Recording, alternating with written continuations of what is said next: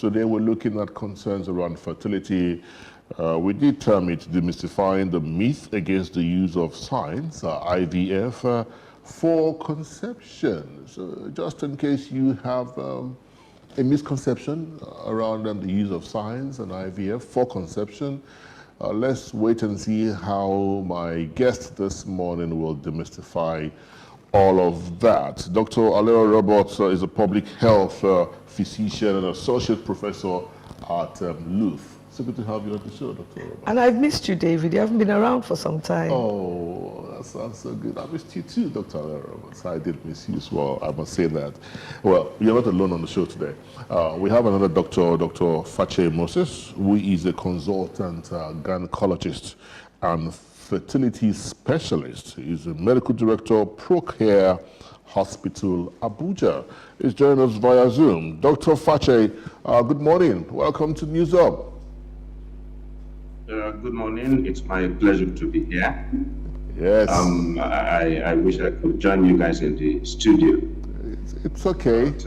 It's okay. It's okay. As long as the signals remains friendly to us, we'll probably achieve exactly what we have mapped out to achieve this morning. Once again, welcome to News Up. Welcome to News Up.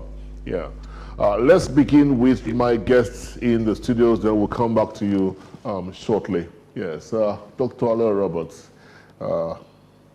fertility and the misconceptions.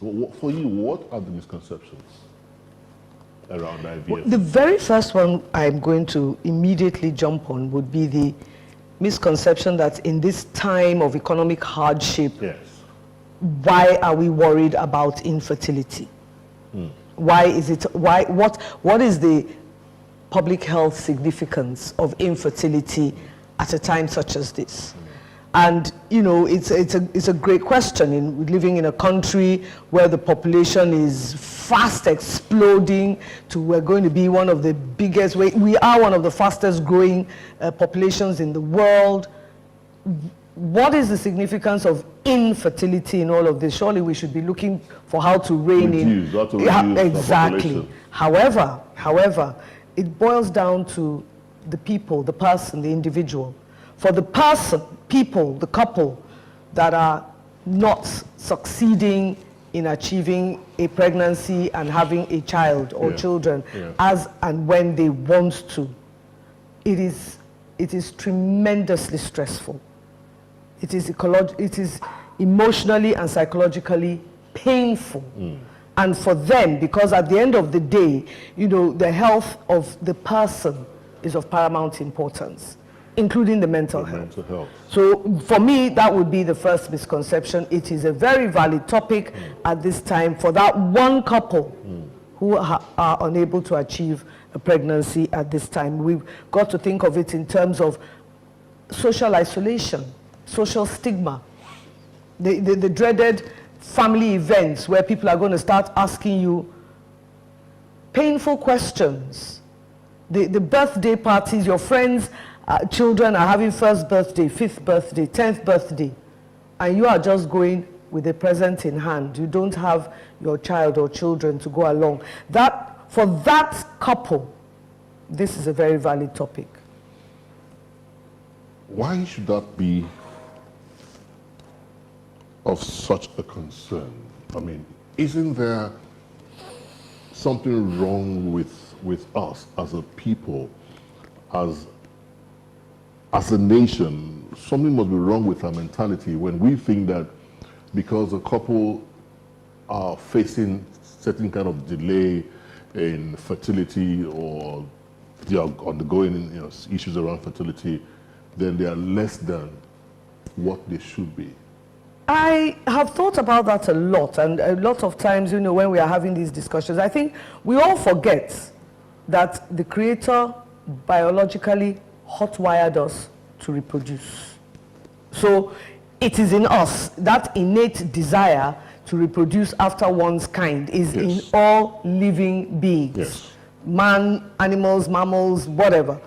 That we live to reproduce. We're biologically hotwired to reproduce. So it is there in us. There's pretty much nothing you can do. In fact, people have a harder time trying to defend their desire not to have children or not to have any more children. You find that a lot of saliva is wasted trying to defend that decision than trying to, finally the decision ends on school fees, but that's it.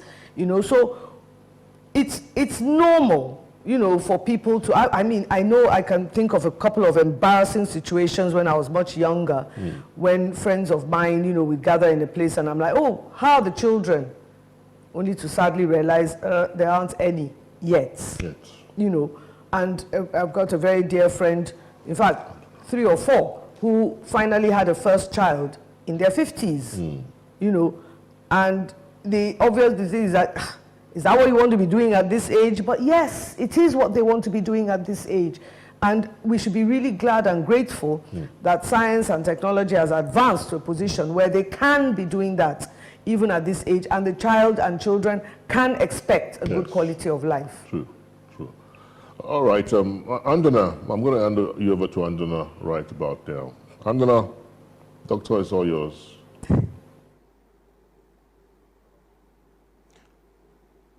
All right, let me start with Dr. Fache.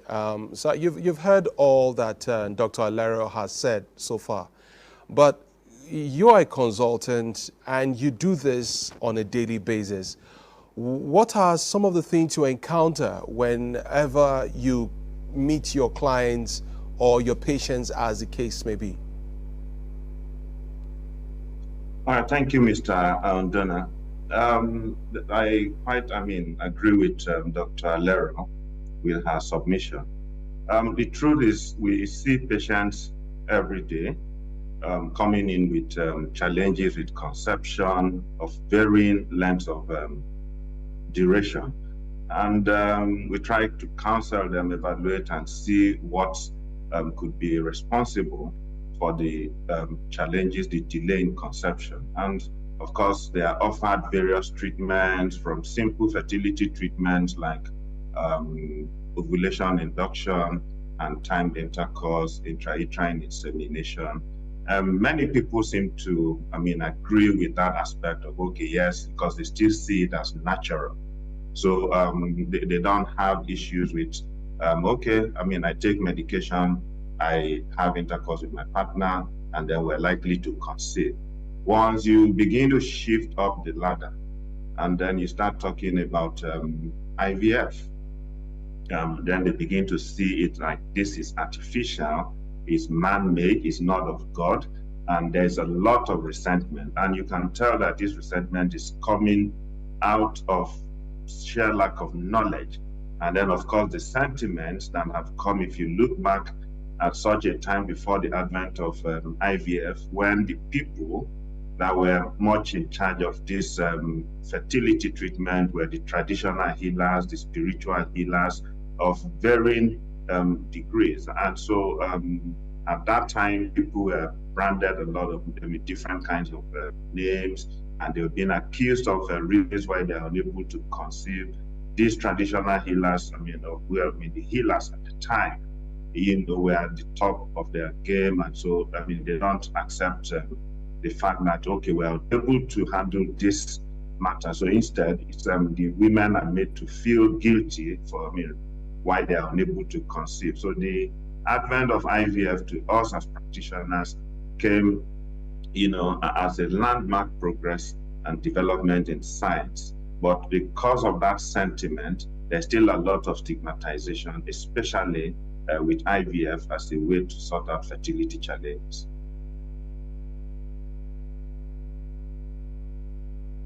Let me ask you this. Because this is a very critical one.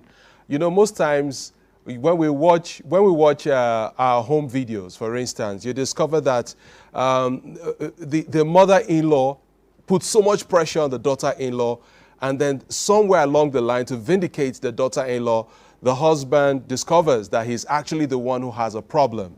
Now, in your practice, is that the situation? Do you have a situation where most times the problem is actually from the male counterpart and not necessarily the woman, as the case may be? Yes, these are things we see like virtually on a daily basis, actually. It's that frequent. And of course, it aligns with the literature, where we see that if you have 100 couples trying to conceive, in about 30 of them, the challenge will be solely with the man alone. And in about another 30, it will solely be with the woman. Then another 30, the challenge is with both partners. And of course, you have 10% that you may need to do a lot of evaluation before you can find the cause. So you will see that in about 60% of couples who are trying to conceive, there is a problem with them.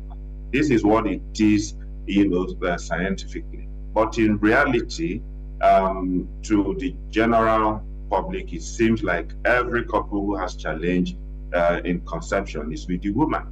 And so most of the time, I have two chairs in my office, for instance, to receive couples. But most of the time, the woman walks in alone. And then you hear, doctor, I've been trying to conceive. And I'm like, how are you trying to conceive? Where's the other person that is supposed to make you conceive? And so at that point, it dawned on them that, okay, I should have been here with my husband or my partner. That's what you see. And then they tell you how they've been going about, like in the last 4 or 5 years, they have done this test, they have done this test. And you'll be shocked to know that the man hasn't done any test. And in real sense, the man's test is the simplest fertility test you can do. And we would usually want to start evaluating the man, because all he needs to do is submit his semen for analysis. And that just helps us discern, okay, is there any challenge here? If there's no challenge, at least we'll ask him to support the wife through the journey. If there is a challenge, it provides an opportunity to manage both of them, concurrently, rather than focusing on the woman who has varying kind of tasks to do, in the course of this journey, because you have to evaluate each part of the reproductive system for the woman. But for the man, there is a product that tells you how well the reproductive system of the man is working. The woman is not that lucky, so you have to put her through various tests, blood tests, ultrasound, x-rays, different kinds of tests, just to, some are even, you may have to go to theater in the course of evaluation. And how do one feel when you see women who have gone through these challenges of doing various testing over time, only to find out that, the man doesn't even have sperm in his semen? The misconception that once a semen comes out of a man, the man is okay, is a very big one. And it makes people waste a lot of time. Some men have, and then of course, the impact of age is becoming very much appreciated today. There is age-related decline in fertility, which affects women more than the men. And so a woman gets to a point where she has exhausted her store of eggs in her ovaries. And at that point, it becomes very difficult, if not impossible, for her to be able to conceive naturally and have a genetic baby. So, these women may now have to turn to third-party reproductive technique, thanks to IVF as well.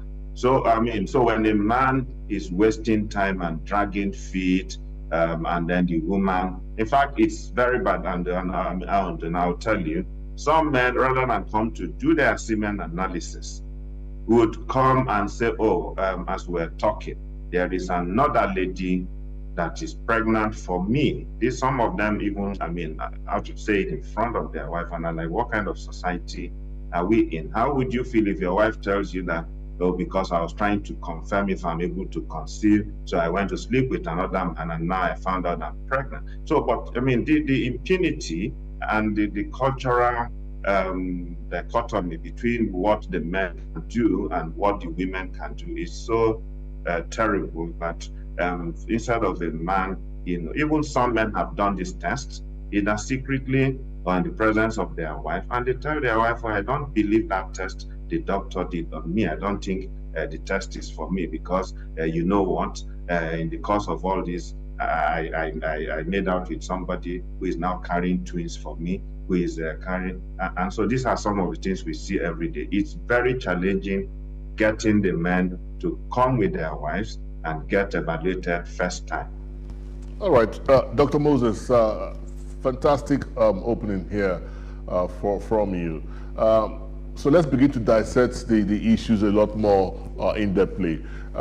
What would you say could be the possible causes of infertility, first in the man, then before the woman? Because we also need to begin to create more awareness that men could also be the problem while their women are not conceiving. We need to harp on that a lot more so that Nigerian men can begin to think this through. What would you say are the possible causes of infertility in men and then the women? Yeah, in the man, well, first of all, we want to look at were there challenges as a baby. Some men have had to, maybe hernia repairs that were not, done properly, and so there may have been some obstruction in the genital tract. But most of the time, we're looking at lifestyle behaviors, cigarette smoking, alcoholism, some kind of medication. Some people want to build their muscles and then they're taking drugs like testosterone. And this eventually, of course, helps them build muscle, but then it takes away their fertility. So we have common and of course, erectile dysfunction can also be a reason why a man may not be able to impregnate a woman. Of course, issues with the genital tract, like prostate gland tumors, can also be responsible. So there are times congenital diseases that will prevent the testes from being able to even produce sperm. So these are some of the causes of infertility in men. And most of the time when we want to evaluate first, once you do the semen analysis, which is the starting point, then you're able to find if there is abnormality. And then once you find abnormality in the semen, then you want to begin to evaluate the cause. So, many a times you might find that you can't actually pinpoint reasons why these abnormalities exist. Again, those are patients who ordinarily would not have had, any opportunity of having genetic baby. But with the advent of IVF, and we now do what we call ICSI, which is intracytoplasmic sperm injection, men with low sperm count, even some who have mesospermia, meaning that there is no sperm in their semen, are able to have their own genetic baby because there are treatment modalities that allows us to go into the testes and then be able to extract even sperm from from the testes to fertilize the woman's eggs. All right, Dr. Fache, just hold your thoughts there. Let me direct the next question to Dr. Alero. Possible causes for female infertility. Oh my goodness, you've got an expert on air and you're asking me Is dealt with the male possibilities? There are so many, but I'm going to come at it from a public health perspective in the sense that there are so many issues that, and I like what he said about the lifestyle issues. Now we've got an issue where the girls are improperly fed from childhood. So poor nutrition. So there's poor development. Then because these are all social issues that can affect the fertility of the woman, of the female, because she's not a woman at that point in time. And you've got the poor nutrition, you've got repeated sexually transmitted infections because they're exposed to sexual activity too early, and they have these repeated infections that tend to close up the tubes that transport the eggs from the ovaries to the womb. So that can also happen. The woman's genital tract, reproductive tract, is so many moving parts all at once that the causes of infertility in women, as Dr. Fache said much earlier, are many and varied. And that's why the tests on the female are far more than the tests on the men. So you've got these repeated sexually transmitted infections, you've got poor nutrition, blocked tubes. You've got what we call, you can have, if you've had too many improperly carried out terminations of pregnancy. Oh, yeah.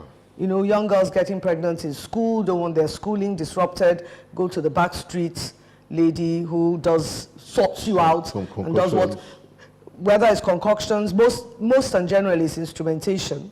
Wow. Oh, there's instrumentation involved, and they over-instrumentalize, there's no better way to put it, the lining of the womb. And of course it scars, it heals with scarring, which makes conception extremely difficult. And then, particularly if you're my color skin and darker, and living in this part of the world, a lot of dark-skinned women have what we call fibroids. Yeah. And there are women, everybody knows about fibroids. Yeah. And if the fibroids are placed within the lining of the womb as opposed to the outside of the womb, it can make conception very, very difficult.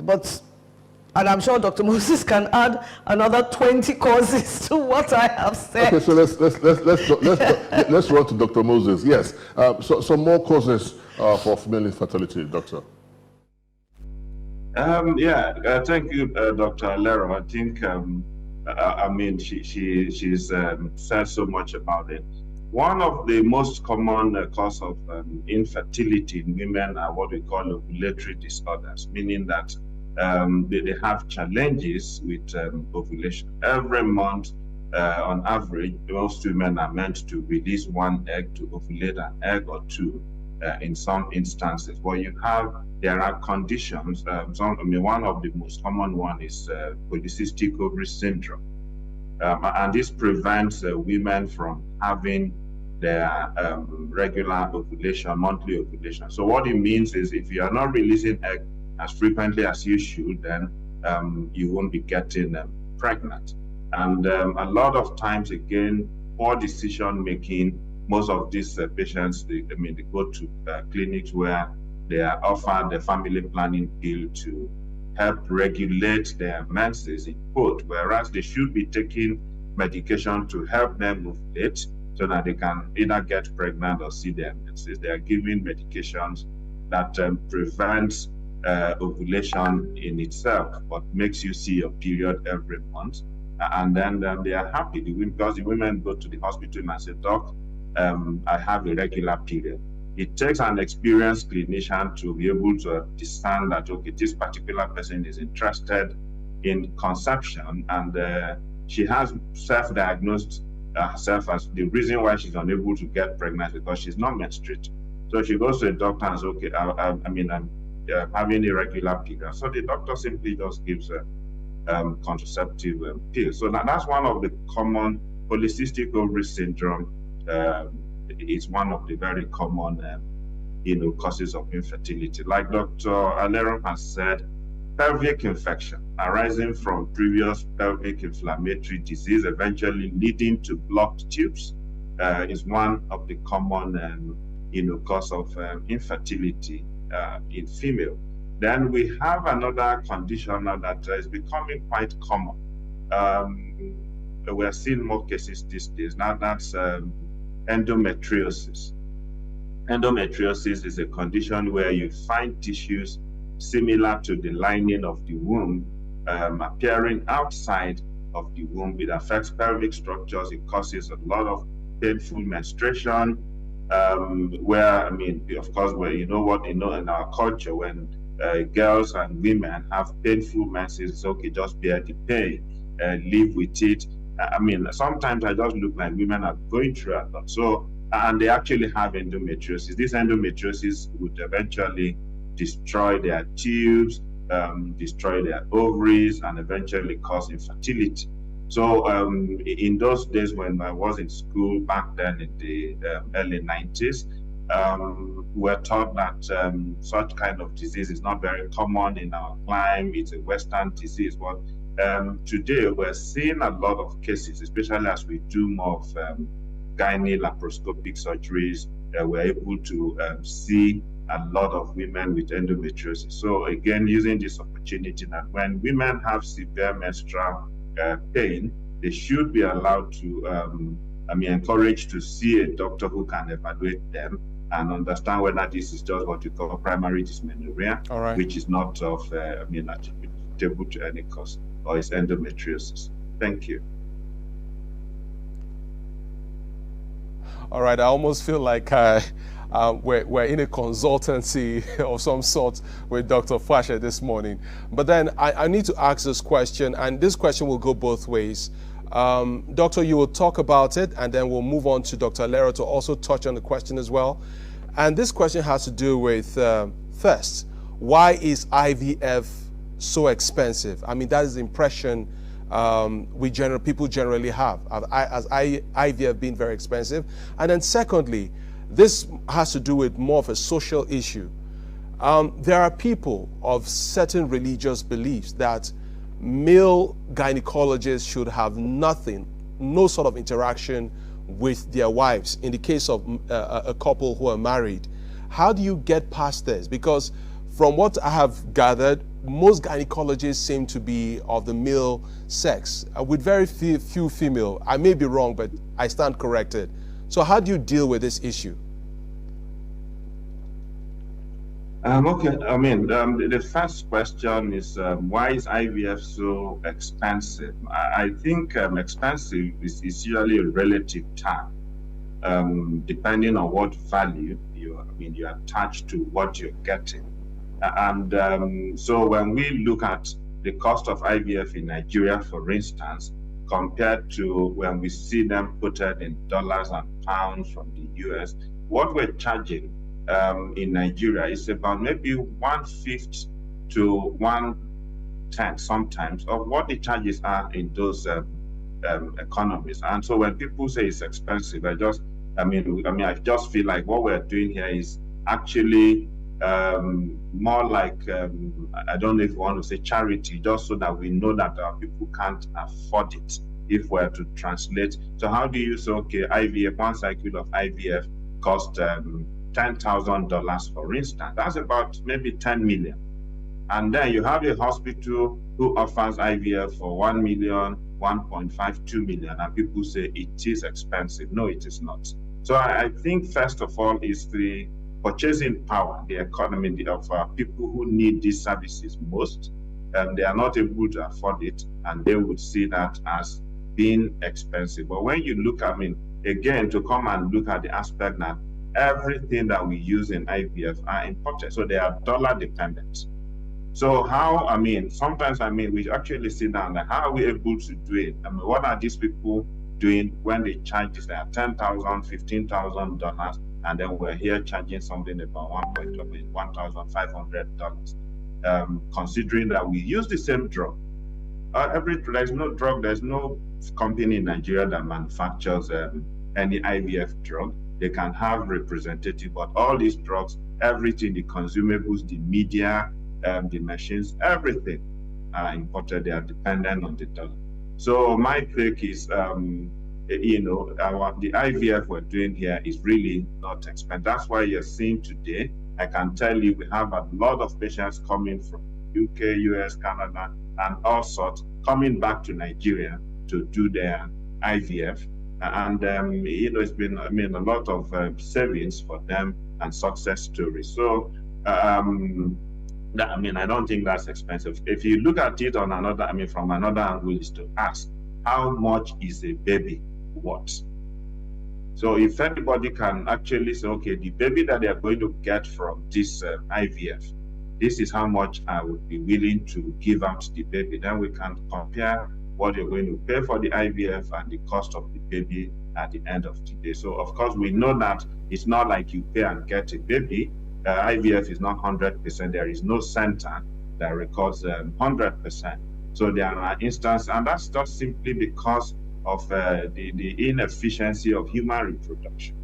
If you put side by side natural conception and IVF, the success rate of IVF is about 5 times what you get per month from natural conception. But in that sense, it doesn't make it like once you pay and then these treatments are done, because from what you're paying, we're going to do tests, okay. We're going to be buying drugs to stimulate the ovaries, we're going to be buying media, egg collection, the processes. So in the end, most people most hospitals may not be getting 100, 200,000 from a cycle of IVF.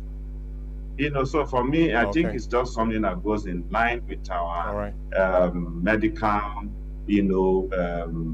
behavior. Like, we just want to help people. Unfortunately, we're not like the pastors. Most times we get the blames when things don't, go well. And when it goes well, the glory goes to other people. That's when it becomes clear that, it's just God. So this is how it is. On the second, what was the second question? Yeah, the second question, and that goes to Dr. Alera as well. Yes. How do you deal with people who are tied some of their beliefs to their religion, that male doctors or gynecologists should have nothing to do with their wives? How do you deal with issues like that? To be honest, I don't. Yeah. Oh, sorry. Okay, go on, Dr. Alera, please. Okay. To be honest, I don't deal with those issues, because if you're going to tie your religious beliefs to your health-seeking behavior, then there's not much anybody can do in any instance. I mean, don't forget that even before we get to the issue of male gynecologists and female patients with infertility, we have the people who say their babies who need blood transfusion should not get a blood transfusion. So we've walked that road for many decades, and there's not much one can do about it to change people's minds. I like the question that Dr. Moses asked, how much do you buy a baby for? So it really is. It's a baby worth. Yeah, yes. How much is a baby worth? I mean, so it really does depend on your value system, what you think is important, because goodness knows, if I had a child, I can't say that I'm going to be infertile, because I should not be having any more babies at this point. My husband will probably run away. But if I had somebody close to me, a loved one, who was having issues with infertility, and the only person that could help her was Dr. Moses, I would not hesitate for a second in saying, please, let's go and see Dr. Moses, and let him get you back on the childbearing journey. So for a lot of these things, because we have this issue as well when we have these young ladies, and that is a situation I see all too often, very sadly. Very young girls, full-term pregnancy, can't deliver the baby, no doctor is allowed to come near them because of this male gender, the doctor is a man situation. And they are actually prepared to sacrifice the life of the girl and the child rather than have a male doctor. Yes, to a religious belief. So I won't say it is exactly, well, I suppose you could call it a religious belief of a sort. It's an entrenched belief system that we're having a very hard time tackling, and it does impact health outcomes a lot, and not just in this area as well. So there's not much one can do. We just keep working to change people's perception. Education has a lot to do with this, but I know that we'll crack it if we keep working at it. Yeah, I hope we'll crack it, because we seem to be in a country where people have had issues with vaccines. There you go. Vaccines, and that's it. You know, so we're on the long haul. I know we are. We need to wrap up as quickly as we can. Dr. Moses, in 60 seconds, give me an idea on how much you think Nigerians have come to embrace IVF. I think, we're making a lot of progress, with educational session, public awareness campaigns. One of what you're doing today, I think it will go a long way to allow people to understand that there is really nothing artificial about IVF. Maybe because of the way the name came the first time, test tube babies, so make people feel. I've had a patient who, started crying profusely in my office one time, and when I asked her why she was crying, I said because I mentioned IVF, and she was told by a doctor friend of her husband that IVF babies are put in the incubator. They are created in the incubator, and when the baby is ready to be, they are called to come and take your baby. So in that sense, they felt that it was completely artificial. But the truth is that the first 2 to 5 days of life is what the baby spends in the laboratory. When the fertilization is done, and then it becomes a zygote or embryo. This is transferred back into the woman's womb, usually on the 5th day. Some even are transferred earlier on the 2nd or 3rd day. And if there is any delay at all, it extends to 6 days of life, in almost 9 months of life. So, and then these are still at microscopic levels. So there is nothing artificial, apparently, in these babies, and they are normal babies. Researchers have followed them up.